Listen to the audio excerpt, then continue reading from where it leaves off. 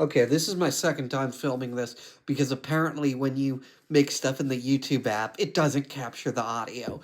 Yippee. So, I'm going to be talking about what I've read so far. I read this a few months ago. I really enjoyed this. If you enjoyed the Peter Tomasi run, this is by the artist of that book, and it's actually pretty fun.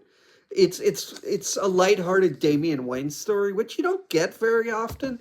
It's fun, and I'm currently reading through volume one of Grant Morrison's Batman, which is actually pretty good. Speaking of Damian Wayne, this is where he's introduced, but I will say it has some flaws in my opinion. It expects you to know certain obscure DC characters that I've never heard of. It doesn't really give you a rundown of who they are, like characters from the Golden and Silver Age, which I am not that familiar with. I've read some stuff, but I'm not like super familiar because that stuff is decades and decades and decades old.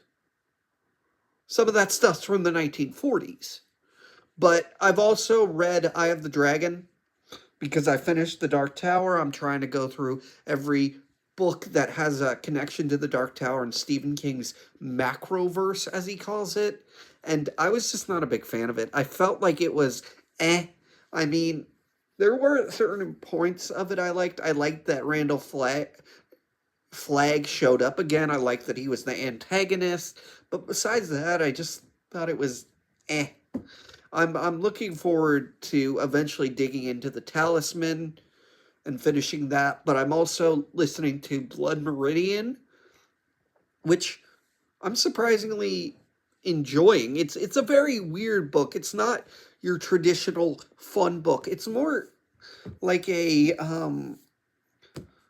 his what's the term?